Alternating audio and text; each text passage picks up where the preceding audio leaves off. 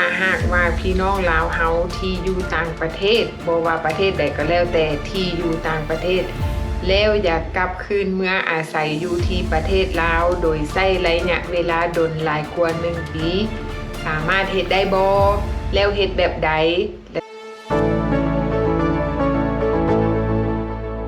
Hello สบายดีทุกคนสบายดีแม่บ้านสบายดีอุ่น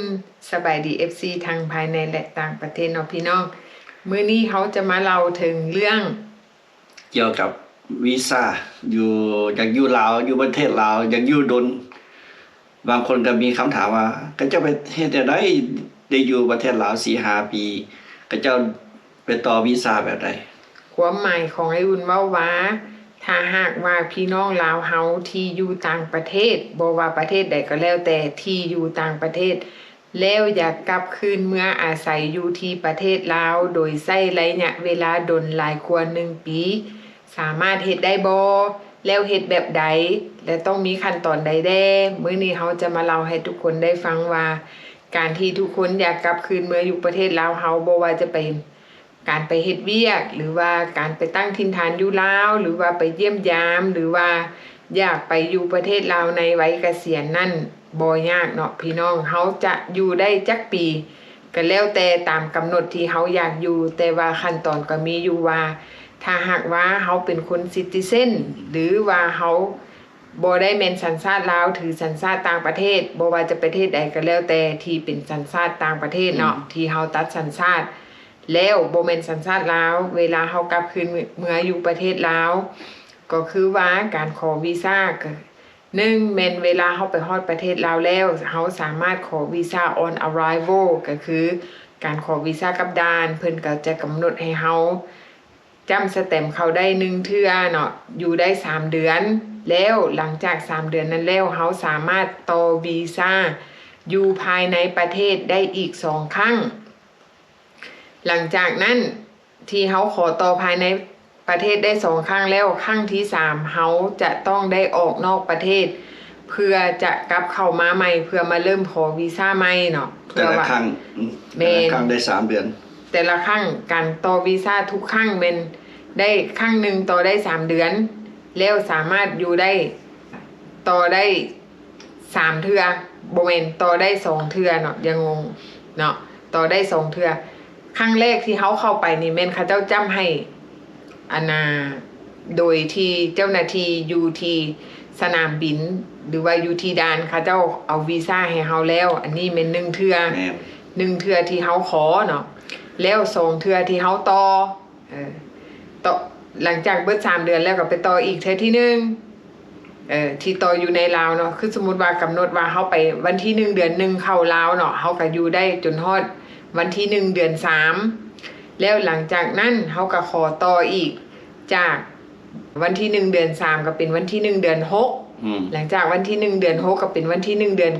9หลังจากนั้นเฮาต่อ2 เทื่อแล้วภายอยู่ในประเทศลาวแล้วเนาะบัดนี้เฮาอีกเทื่อที่3บัดนี้เฮาต้องได้ออกไปหนองคายก็ได้หรือว่าออกไปลิ้นไปเที่ยวหรือว่าออกไปเพื่อจะกลับเข้ามาเอาวีซ่าใหม่หลังจากเขาออกไปแล้วเนาะแล้วเขาก็กลับเข้ามาเขากับมันละเข้ามาปุ๊บเขาจะให้วีซ่าเฮาละ1 เทื่อที่ให้เนาะนับ1 ใหม่1 เทื่อที่ให้อันนี้แม่น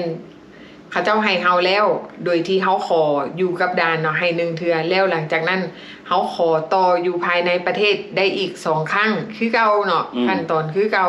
ขอต่ออีก2 ครั้งโดยที่ไปขอต่ออยู่ที่เจ้าหน้าที่นำเจ้าหน้าที่ขวดคนเข้าเมืองออฟฟิศเพิ่นเนาะ Immigration Office เพิ่นอยู่หนองพญาอันนี้แม่นเฮาไปต่อได้อยู่ภายในประเทศเขาเพิ่นก็จะอธิบายให้เฮาว่าเฮาสามารถต่อได้อีกจักครั้งเนาะเฮาก็ถามเพิ่นเพื่อความแน่นอน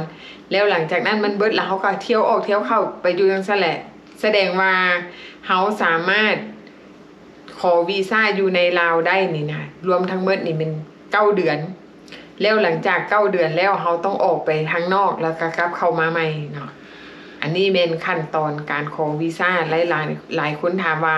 เขาสามารถอยู่ได้จักปีเขาสิอยู่จักปีก็ได้แต่ว่าเขาก็ขอวีซ่าโดยขบวนการขั้นตอนแบบนี้แหละ ขอเทื่อ1เทื่อ2เทื่อ3ทำอิฐเฮาก็อาจจะคิดยากเพราะว่าเฮาบ่เข้าใจขั้นตอนแต่ว่าถ้าหากว่าเฮาไปแล้วเฮาเฮ็ดตามขั้นตอนที่เฮาเคยเฮ็ดเนี่ยตามคำแนะนำนี่เนาะหลังจากเฮาเข้าใจแล้วเฮาก็จะอยู่แบบสบายโดย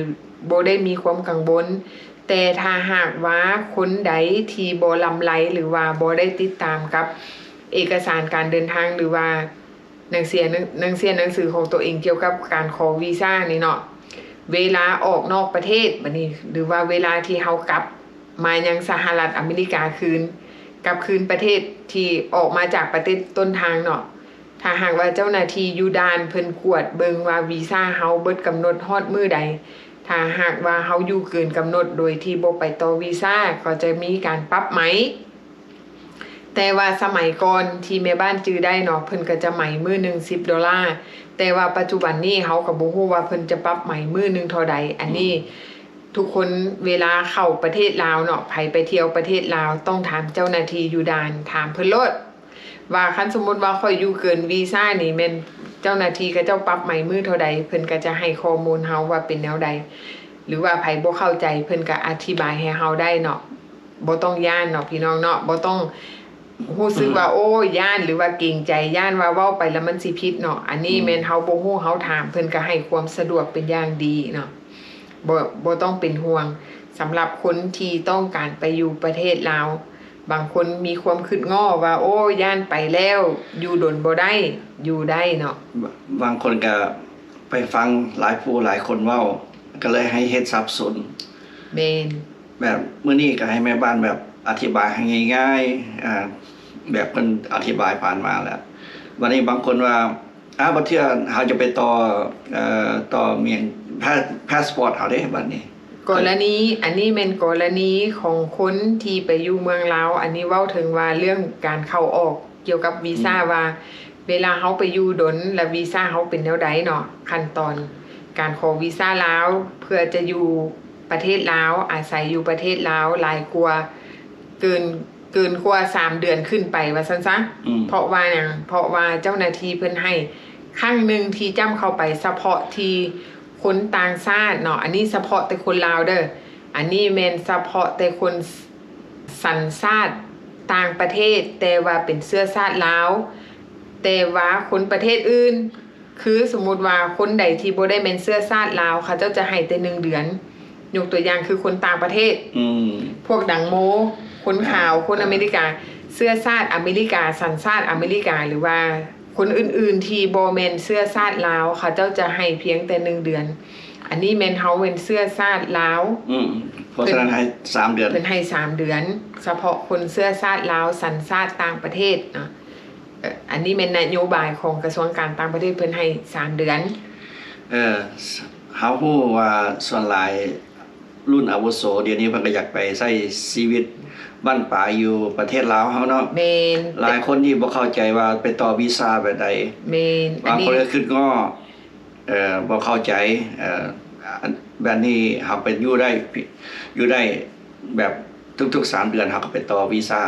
ไปจำอยู่ด่านมาอย่างของเพิ่นนั่นล่ะอันนี้แม่นเว้าถึงเรื่องว่าการขอวีซ่าลาวเพื่อจะอยู่ประเทศลาวเนาะต่อไปแม่นี่เฮาต้องกวดนอกจากว่ากวดวีซ่าแล้วเฮาก็ต้องกวดเบิ่งพาสปอร์ตเฮาวันหมดอายุของพาสปอร์ตนั่นอายุการใช้งานต้องบ่ให้หลุด6เดือนถ้าหากว่าคนใดตั้งใจจะไปอยู่ประเทศลาวคือสมมุติว่าอยากไปอยู่ดนแนะนำว่าให้เฮ็ดพาสปอร์ตคือว่าเฮาอยากอยู่2ปีเฮาก็ต้องกวดเบิ่งพาสปอร์ตเฮาว่ามันอยู่ได้กำหนดฮอด2ปีบ่หรือบ่ดังนั้นถ้าหากว่าไผไปอยู่ดนแล้วพาสปอร์ตใกล้จะเบิดอายุแม่นถ้าหากว่าถือพาสปอร์ตอเมริกาเฮาก็ต้องไปต่ออยู่ที่สถานทูตอเมริกาประจำลาวเนาะต่ออยู่ลาวเลยแม่นต่ออยู่เมืองลาวบ่ทันได้ขี่ยนต์กลับมาประเทศอเมริกาแม่นหรือว่าคนชาติอื่นๆหรือว่าคนอยู่แคนาดาอยู่ฝรั่งจังซี่ก็สามารถเฮ็ดได้เนาะแม่นติดต่อหาสถานทูตของประจำของแต่ละประเทศเนาะถ้าสมมุติว่าฝรั่งก็ไปสถานทูตลาวประจำสถานทูตฝรั่งประจำลาวเนาะคือเยอรมันหรือว่าแคนาดาสถานทูตแคนาดานี่ เฮาได้ยินว่าเพิ่นไปเปิดอยู่ประเทศลาวแล้วแต่ว่าเฮาก็บ่ฮู้ว่าเพิ่นแม่นอยู่ว่าเพิ่นไปเปิดอยู่ลาวแต่เฮาก็บ่ฮู้ว่าการเฮ็ดเวียกของเพิ่นนั่นเพิ่นจะรับเอาคนถือพาสปอร์ตแคนาดาหรือว่าคนสัญชาติแคนาดานี่เพิ่นจะเฮ็ดเวียกแบบใดเฮามีแต่ได้ยินว่าเพิ่นไปเปิดอยู่ประเทศลาวแต่ว่าสิ่งแน่นอนที่แม่นเพิ่นหันตะกี้เพิ่นแม่นไปเปิดอยู่กรุงเทพเนาะอยู่ที่ประเทศไทยสถานทูตแคนาดาแล้วไผต้องการไปสัมภาษณ์ที่จะไปแคนาดาก็ต้องได้ไปสัมภาษณ์อยู่กรุงเทพแต่ว่าปัจจุบันนี้เพิ่นมาเปิดอยู่ลาวแต่ว่าเฮาก็บ่ฮู้ว่าอยู่เมืองลาวนั่นมีไผได้ไปใช้บริการแล้วหรือยังอันนี้เฮาก็มีแต่ได้ยินข่าวว่าเพิ่นเปิดอยู่เมืองลาวเนาะแต่ก็บ่ฮู้ว่าขั้นตอนการเฮ็ดเวียกของเพิ่นนั่นเพิ่นเปิดให้บริการเกี่ยวกับประชาชนพลเมืองลาวแดคนแคนาดาแดว่าเป็นจังไดอันนี้เฮาบ่ฮู้ถ้าหากว่าผู้ใดเคยได้ไปลองใช้บริการหรือว่ามีส่วนเกี่ยวข้องที่ได้ไปติดต่อพัวพันกับสถานทูตแคนาดาประจำลาวเนาะก็เล่าสู่พวกเฮาฟังเด้เนาะเพราะว่าเฮาจะได้มาเล่าให้ทุกคนได้ฟังว่าเพิ่นมีการเปลี่ยนแปลงแนวใดแต่ว่าสำหรับสถานทูตอเมริกาประจำลาวนั่นแม่นอยู่ถนนท่าเรือเนาะหลายๆคนไปสัมภาษณ์หรือว่าไปติดต่อเวียกก็คือสิฮู้แล้วเนาะอันนั้นแม่นถ้าหากว่าใครต้องการความช่วยเหลือหรือว่าต้องการเล่นหนังสือเล่นเอกสารเกี่ยวกับเรื่องการขอต่อวีซ่าบ่ขอต่อพาสปอร์ตเนาะเฮาก็ไปหันได้มีอย่างอีบอยอุ่นที่จะแนะนำ FC ก็ถามว่า FC แบบว่าให้คอมเมนต์เข้ามาว่าแต่ละคนก็เว้นคือกันนะก็คอมเมนต์เข้ามาว่าวิธีได้ง่ายวิธีได้สะดวกก็มาแชร์นํกันแม่ก็เฮารีบคอมเมนต์อยู่มองคอมเมนต์นี่ล่ะเพราะว่าเฮาไปเห็นคลิปนึงของเฮาก็จื่อบ่ได้ว่านะคลิปนั้นชื่ออีหยังเนาะเพราะว่าเพิ่นแนะนำว่ามีคนลาวที่อยากกลับไปอยู่ประเทศลาวแล้วไปขอวีซ่าที่สามารถอยู่ได้ปีนึงหรือ2ปีแบบขอวีซ่าเทื่อเดียวแล้วอยู่ได้ยาวเลยโอ้อันนี้ก็แม่นอันนี้มีวิธีกันไผว่าอยากขอวีซ่าปีนึงโลดนะแม่นแต่นี่ได้อยู่แม่นบ่ขอได้แต่ว่ามันค่าใช้จ่ายสูงแนะนำว่า3เดือนแล้วไปต่อเอามันจะถือกว่าแล้วแต่สะดวกของทานเนาะอยากได้ใส่ปีนึงต่อเทื่อนึงก็ได้แต่แค่แบบแม่บ้านละมันต้องได้ใส่ราคาสูงแบบที่เฮาอธิบายทุกๆ3เดือนไปต่อนี่จะถึกหลายกว่าเพราะว่าการขอต่อที่อยู่เป็นปีเลยเนาะตามที่เฮาได้ยินมาตกอยู่ระหว่าง500 5,000ประมาณนี้เนาะอันนี้ประมาณซื่อๆเด้อเฮาบ่แน่ใจแต่ว่าเฮาขอวีซ่าแต่ละเทื่อเนาะถ้าหากว่าเฮาเฮ็ดเองที่เฮาขอต่อวีซ่าลาวอยู่ในประเทศลาวเองเนาะต่อเทื่อนึงก็$40ทุกๆ3เดือนเนาะทุกๆ3เดือนบัดนี้ปีนึงเฮาก็ขอ4เทื่อเนาะเทื่อละ40 46 160ดอลนึงอันนี้สำหรับแต่ละคนเด้อบ่แม่น2ผัวเมียแม่นต่อ1คนเนาะปีนึง160ต่อ1คนดีกว่าเฮาสิไปจ่ายว่า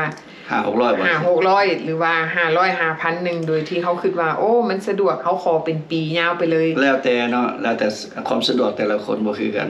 แม่นอันนี้เฮาสมเทียบราคาให้ฟังว่าสิ่งใดที่มันสามารถประหยัดเงินแล้วมันก็สะดวกคือทุกๆ3เดือนเฮาไปต่อมันก็สะดวกแล้วก็ง่ายอีกแม่นแล้วแต่ผู้ก็คือว่าแล้วแต่ทางเลือกให้เลือกแบบใดก็เอาความสะดวกอย่างน้อยก็มีออปชั่นให้เนาะนี่